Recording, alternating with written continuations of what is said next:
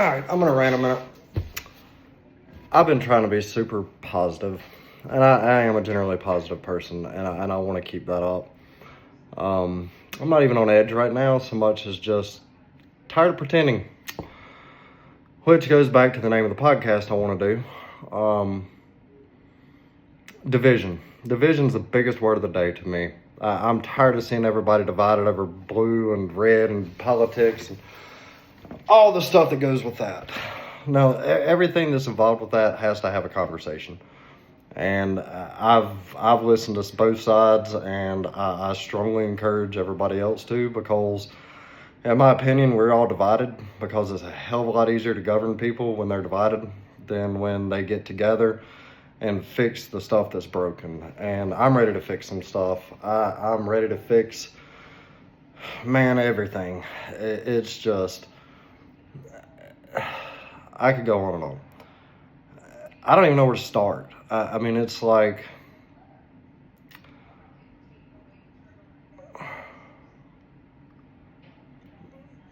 I hadn't planned this out. I'm just absolutely rambling right now.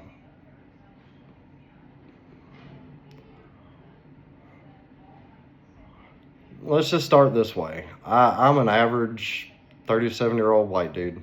And am I proud of that? Yeah, I mean, I guess. Should we have pride? I don't know what pride is. Like, is pride proud of something you've accomplished? Because to me, I haven't accomplished being a white male. I was born a white male. I was born in America. And I guess I'm glad of both, because that's the, hey, you're a white dude in America. That's awesome. I care about everybody, and I don't think I'm any better than anybody else. And I think that the majority of people feel the same way, regardless of their race, religion, politics, whatever. But it's a hell of a lot easier to point the fingers and be pissed off at something and then just go back to your daily life. I mean, it's just so much easier to point the blame and move on. And it's time to have some uncomfortable conversations. And it's time. There's a lot of talk about DEI. And, you know, with that sort of stuff, it's, hey guys, I'm making a video, so be quiet, please. So with DEI, I mean, it's like, of course everybody should be included. That should go without saying. And I guess people don't have the same feelings they have in their heart that maybe I do. And that's not any kind of virtue signaling or anything like that. I feel like we all believe the same things, but I think that both sides tell us a narrative that they want us to hear. So again, we're divided, because everybody deserves a fair chance.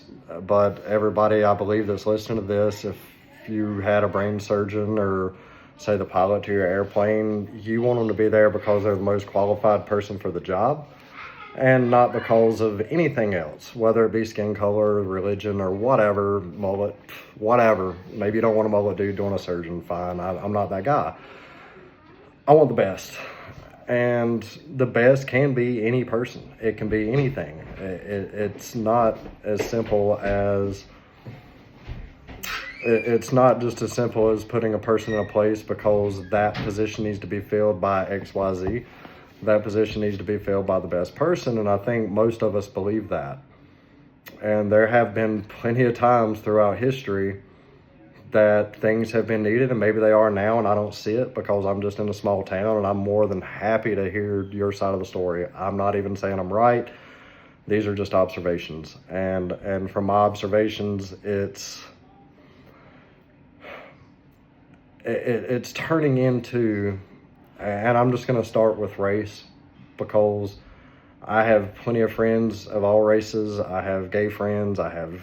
I don't know if I have any trans friends. Yeah, actually, I've got a few friends on Facebook anyway. I know them personally, but I'd absolutely go out and have dinner with them. I don't care. But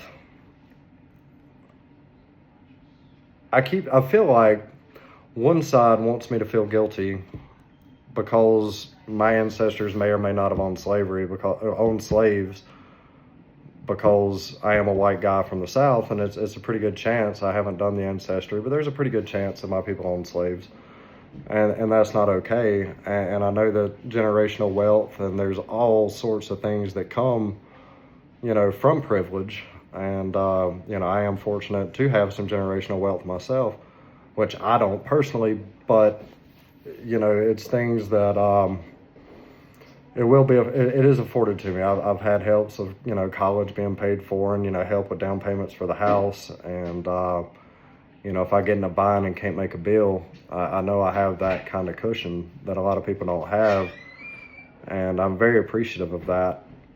And I don't know what sort of reparations could be made. I know that's the word that's thrown around a lot.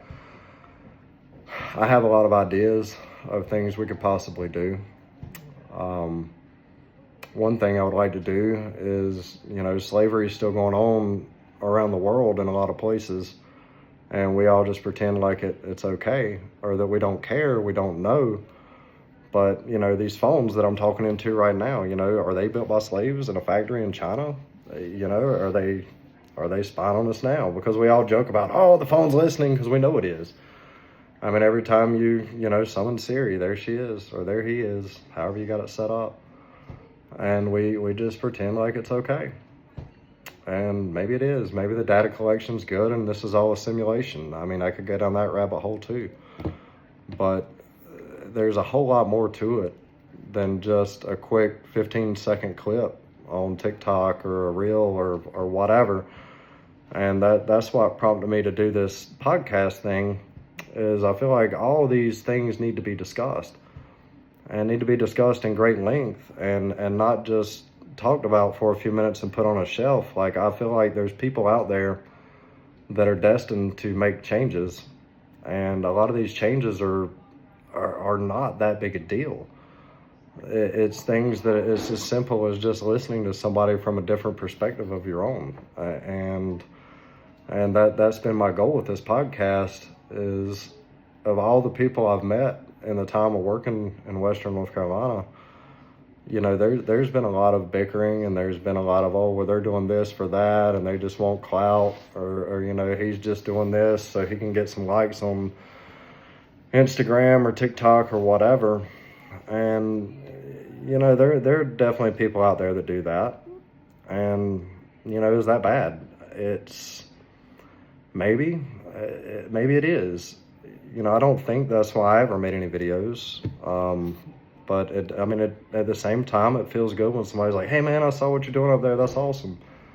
And I just, as always, because it's the way I honestly feel, I'm like, man, I haven't done anything. Like, it's not even like a drop in the bucket of what everybody else is doing or what still needs to be done. And it's not for clout, but a lot of these people need the clout. They don't need the clout, they need the platform, they need the voice, because there's so many people in other countries that so many people in this country that don't even realize the devastation that's just, for me, 2 hours away from home. And then, you see the fires in LA, and, my heart goes out to those people too. I mean, it's not just a bunch of Hollywood millionaires that, their third house burned up and who cares. Maybe there's a couple of those, but either way, they lost all their stuff too. So, or lost all a third of their stuff, whatever. I don't know. But regardless, there's families there that have lost too. There's homeless people everywhere. I mean, you can't go, I can't go to lunch in my town without seeing somebody begging on like every corner. And, I started talking to my little AI thing on Meta the other day, and was just asking it some statistical questions, which I think would be pretty cool to post up, or go ask them yourself. And I haven't done the fact checking because I assume that it's a hell of a lot smarter than I am. But, I just kind of asked it a few questions about what does Rowan County spend on homelessness? How many people are homeless? What do they spend on homelessness? And just some simple math, some simple arithmetic, do the division. And maybe that's good division we could use, is just some basic arithmetic of maybe, it would cost less to build a hotel and have it staffed and just give them a totally free ride. And yeah, that's socialism. Yeah, that sucks. But we're spending the same amount of money, if not more, with doing what we're doing that's not working. So maybe it's time to try something else. And maybe there's a ton of solutions of like income tax. I see half my Facebook news feed is, Trump guys, and half are on the other team, and I love you all. And it's like, I don't think that everybody's wrong. I think we're all right, but we're arguing over either semantics or just absolute stuff that's not even an issue. And when I say not an issue, it doesn't mean that it doesn't matter. It means that it's been blown out of proportion to the point that we pretend like it's a huge demographic of the population that's dealing with XYZ. And it may be like 0.5%. And that 0.5% matters as much as the other 99.5. But they can't always have the loudest voice. And I'm not even singling anybody out or any particular thing out. Just go back and look through it. Go look at anything and then look at it from the other perspective. And I guarantee if you look at it from the other side, you're going to be like, huh, they're not totally wrong there. Maybe they're onto something. And I think if we can do that and everybody kind of get on the same page with some of this stuff, maybe we can solve some problems instead of like further dividing ourselves. Because what we've been doing for the past, I guess since the beginning of time, isn't working. And we've tried the war thing. We spend an exorbitant amount of money on arms, and maybe if we spent some of that money trying to lift people up instead of shooting them and taking the resources, maybe that would help. That may be an asinine thing to think, but I can't help but to think that maybe there's something bigger, something better than the way we've been doing it. And I'm tired of half of the country being pissed for 4 years because they lost. It's like, man, at least when you lose your football team or your game on Sunday, by Monday, you're kind of over it. But 4 years is a long time for half the country to hate the other half. And then the cycle just starts over again. And, maybe with the income tax thing is what I was starting to get to.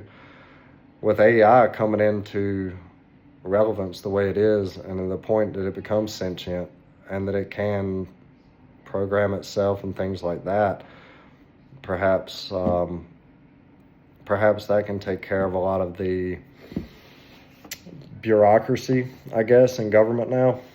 People that are pushing papers to make this happen or tell you that you can or can't do this or whatever, maybe that red tape and all of those people, that's going to be eliminated by AI.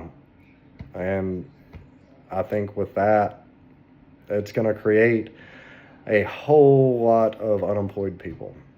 And that is going to be a huge thing we're going to have to come up with, is what do we do with all these people? And I think that if people go do what they feel like they're best suited for, instead of just trying to go somewhere to earn a living and pay taxes and have, 30 to 50% of your income taken and distributed somewhere that you have no say whatsoever in. I'm sure I have people on my Facebook that would love to be a part of a lot of these things, but I have a lot of people that, don't appreciate their tax dollars going to gender studies in Pakistan. Or, I heard, hell, when my grandpa was in the service, he retired back in like 1970 or 69. He was talking about $600 hammers back then. And it's just absolutely waste. If we can eliminate waste, we can just, so much stuff could just be paid for. Everybody's, how are we going to pay for this? How are we going to pay for that? Well, just stop pissing the money away. Just stop. There's a construction job going on at my shop right outside of the road.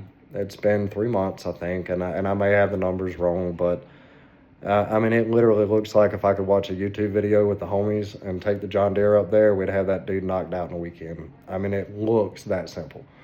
They're literally putting culvert in the road, and it's been like 3 months, and it's hurting business on cars not being able to come in and out. So, it's kind of like the butterfly effect. Every little thing that happens just further down the line gets screwed.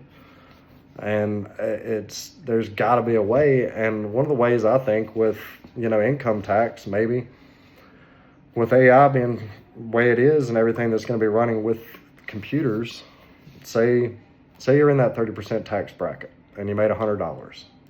You say, well, I've got this $30 here. I would like it to be allocated towards XYZ. So when you're filing your taxes, you fill out your paperwork, and on that paperwork it says, where would you like to send your money? And you say, well, I love animals. So you say, I would like to send my money to the Rowan County Animal Shelter. That's what I want to do with my tax money. And that's wonderful. I love animals, but it's nowhere up on my priority list, not whatsoever. So I probably wouldn't send $1 to the Rowan County Animal Shelter. Sounds bad. I think it's a need. I've gotten dogs from there. I think it's a wonderful thing. I know other people that would devote 100% of their money to that. So let them pay their 100% to what they believe in. Let me take my 100% of my $30 and put it to what I believe in. And as the needs are met, say it takes $1 million a year to run that facility. Once that $1 million is met, you have it in an itemized list. Like, this is my list of priorities, 1 through whatever many.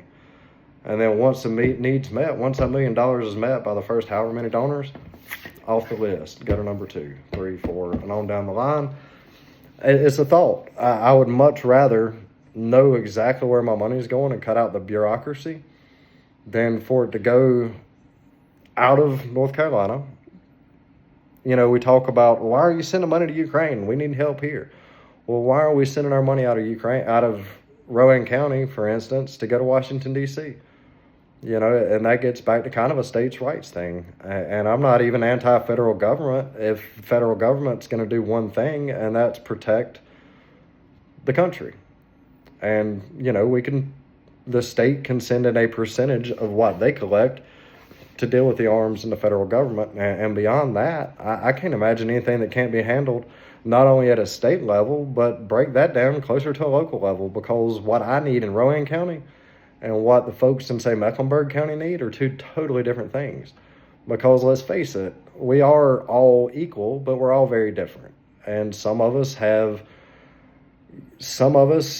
land and that sort of thing, and some of us live in apartments in cities, and we have 2 totally different needs. And it's not fair. It's just, and a lot of it's not fair, boo-hoo, whatever. And I'm not even trying to sound like that guy. I'm trying to say I recognize that things aren't fair sometimes. And I also recognize that sometimes you have to pay for things that may not be what you want to pay for, but it's for the greater good. And I believe that's the way this started, was all for the greater good. But I believe it's been tainted over the years, and greed gets involved. And when greed gets involved, politicians get paid. And when politicians get paid, the citizens suffer. And I don't think that most people that are involved in government are bad at all. I know of a lot of my buddies work for the government, and I don't consider them government. It's just my buddy that happens to work at the bus station or happens to work at, works at the school. Could be a principal, could be a EMS, could be EMT, it's just absolutely, there is a need for government. I'm not the anti-government, shut it all down guy. What I'm talking about is let's take a step back and look at all sides and figure out how money is best spent in each area for each thing that needs to be done. And I don't know why I'm sitting here ranting for 20 minutes, and I'm sure nobody's still listening if I even post this, which I may not. I may segment it and make TikToks, I don't know. But I just had to get this stuff off my chest because, quite frankly, I've been trying to figure out how I can get back up there and make the biggest impact of getting people's homes rebuilt, making sure people's stories are told, making sure all these needs are met, making sure there's propane. And I'm not even doing this stuff. I'm seeing it all day long. There's guys I could go down the list that I know personally that are out there day to day, boots on the ground, freezing cold, going and getting propane, going and doing this, going and doing that. And I mean, hats off to those people. They are absolutely making it happen, and it's going to keep happening. But it doesn't have to go on forever, because I believe that, just as I saw in those first few weeks of when I'd posted up about running supplies up the hill, and the overwhelming amount of support of we had a truck loaded, ready to go within, God, it was like 4 o'clock on a Saturday. It was by 4 o'clock on a Saturday, and we got started collecting at, say, 10. And I had a complete box truck load, an Expedition, and an Econoline packed full, ready to go to Hendersonville. And that was just short notice, just a bunch of people coming together and making stuff happen. And I think we can do that on all sorts of things. I think we can get people behind getting roads built and getting schools operating better. A lot of you know, a lot of you don't, that I pulled my kids from public schools during all of this. And I absolutely adore, I love whatever word you want to say, the people at that elementary school. I do. They have the best intentions to educate those children. I absolutely believe that from the bottom of my heart. I pulled them because there were things that I did not agree with, and I can go into it. I probably will at some point, but the last thing I want to do is make it look like the guy that was the one having the conversation with me when all of that happened. He's not the bad guy in this scenario. Bureaucracy and doing what the rules are, unquestionably, is why I pulled my kids. When you can't let common sense prevail and take things on a case-by-case basis and figure out a solution, because everything doesn't just have a blanket answer. In this particular scenario, my kid was wrong, but in my view, it did not warrant the treatment, what's the word? It was kind of like he was going to catch a 2-day suspension. I'll just spell it out. So basically, he was going to catch a 2-day suspension. He had just missed school for a week from having pneumonia.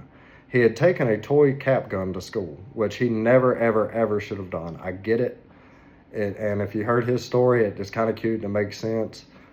But my issue wasn't getting the suspension for a toy gun. My issue was, it was literally an orange piece of plastic with no projectile. It did not look like a firearm. It did not have a projectile. It wasn't black. Now, my scenario is, if that was a black gun, a kid pulls it out, even though it was a toy, if a kid pulls it out, a resource officer has to make that decision of, oh no, this kid has a gun, what do I do? Shoot, no shoot. And I totally understand police officers have to deal with that on a daily basis of, like, is this a threat?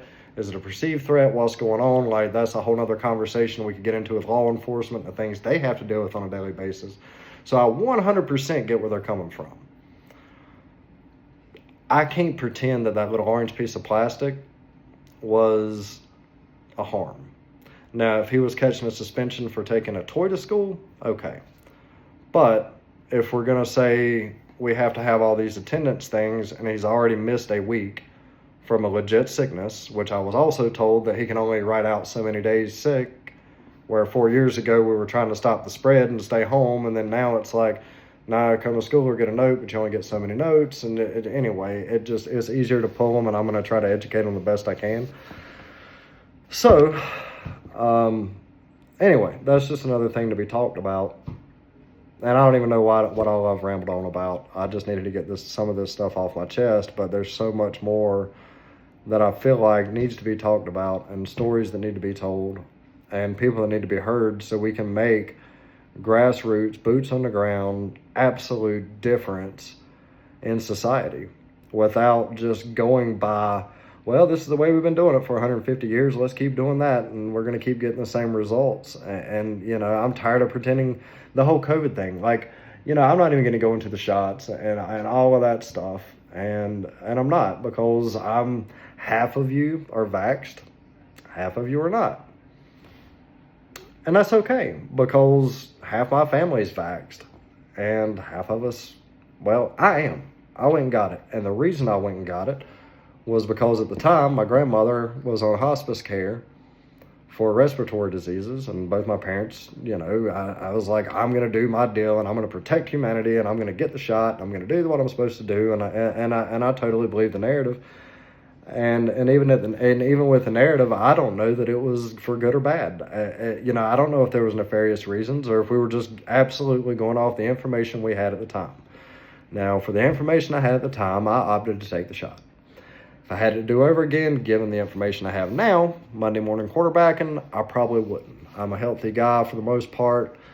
Probably wouldn't have got it. But what if I'd have gotten COVID, which I got COVID after I got the shot, which is another interesting thing, fun fact. But anyway, it's just, we got to stop being divided. We got to get together. We got to love each other. And just, I don't know, man. I don't know if I'm waiting for a sign. I don't want a handout. My whole deal with this podcast, I've been trying to sell out the shop. And I kind of feel like there's a higher power at work because I am going to have to get out of the shop in the next year. And that's okay. I'm burnt out. I have no desire to take people's money for product ever again. I don't put value on money besides being a tool to do what I have to do, which is pay bills and raise kids. And, I want to buy some cool stuff too. I like cars. I like guns. I'm not giving up liking things. I've got to give up. I feel like I'm put here to help facilitate a change. And I want that to be a positive, peaceful change. I don't want that to be taking up arms or any kind of silly stuff like that. I just absolutely want us to all come together and make things happen. And I believe it'll happen. But my plan to fund this, because from the beginning, when I started talking about buying a camper and doing this podcast, basically I kept getting told that, or asked, how are you going to fund this? How are you going to pay for it? And I kind of had a bit of a religious experience during all this.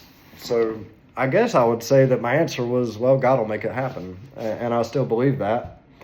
I'm not affiliated with any religion in particular. I grew up Christian. I think there's a lot of good in that. I've been an atheist for a while. I've gone down the rabbit hole of simulation theory, which is what I think is awesome.